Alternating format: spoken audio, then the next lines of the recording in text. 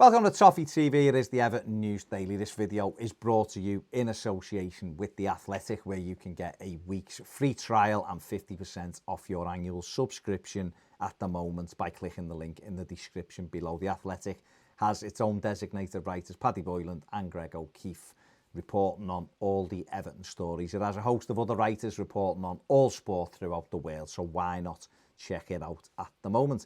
Everton Stadium, according to an article in The Athletic, is not expected to be affected by the coronavirus outbreak.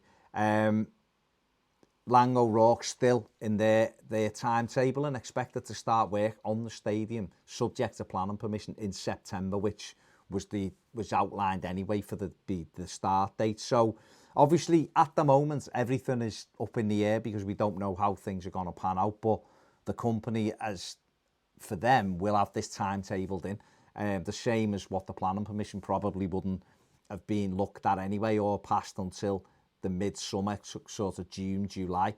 So theoretically, if things have improved by then they would expect it to be on site at the time that they planned anyway. So that's good, really good news from a stadium perspective, but also from an economy perspective, because obviously we've seen a lot of things going on due to the pandemic, businesses closing, people out of work. So if we can start to get the economy kick-started by building something like this in the city, then it may boost the city when it really needs it as well. So that is good news. Moving on from that, UEFA have had a meeting today and they discussed relaxing FFP for next season again.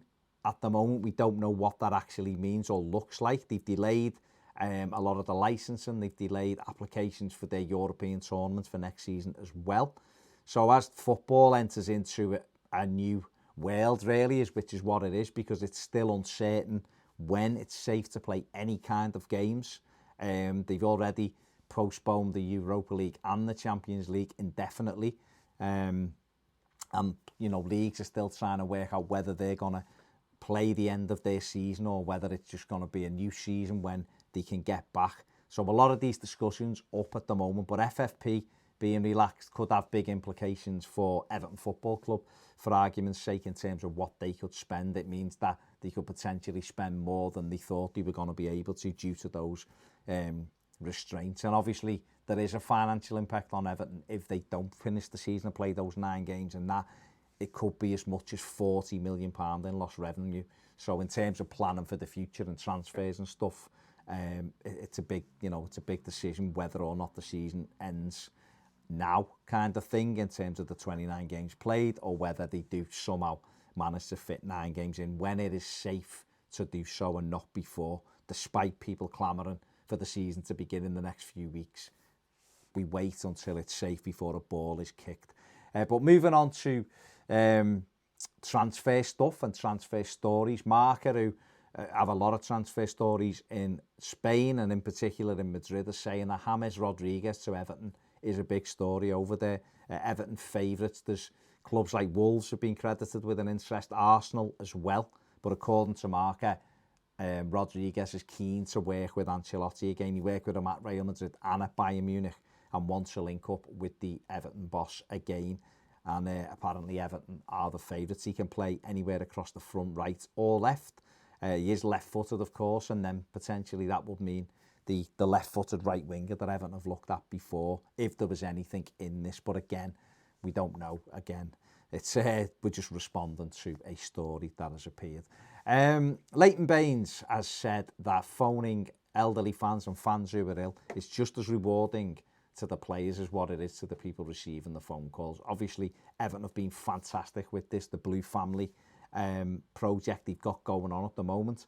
We saw the Everton Mile last week in terms of getting food out to the people who needed it the most. But Blue Family has seen people like Moise Keane, Carlo Ancelotti, Duncan Ferguson, Leighton Baines now, amongst others, amongst others, Michael Keane as well, phoning fans and just letting them know that, you know, someone's thinking about them in this time. And I think it's massively important that players and football community does come together, because we're all facing very difficult circumstances at the moment. It's a horrible time worldwide. It's a horrible time in England. It's a horrible time on Merseyside. More deaths than we've seen so far due to the virus. So it's important that everybody does stick together, and if you can do your bit and maybe phone someone who you know who might be lonely, or FaceTime or anything like that, it does make a big difference, and this is what Leighton Baines is saying. And finally, a bit of, talking about doing nice things. This is a kind of a negative. The PFA have apparently told players not to take pay cuts at their club without consulting the union. And I find this disgusting, really. Certainly for Premier League players. We saw all the stories yesterday with Tottenham and Daniel Levy laying off staff and telling staff they're going to have to take pay cuts while the players were unaffected. No pay cuts for the players or for Daniel Levy. And this, Gordon Taylor and his PFA, this just plays into that as well.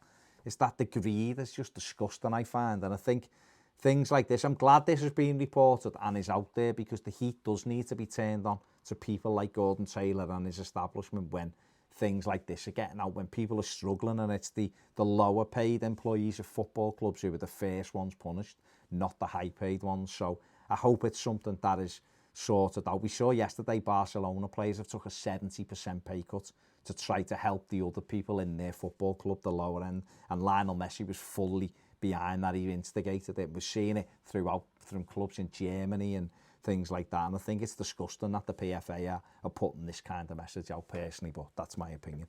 Don't forget to take advantage of the Athletics 7-day free trial. Check that out. Make sure you subscribe to our channel on the road to 40,000. Make sure you give the video a thumbs up. And if you want more videos, join us over on Patreon. See you later.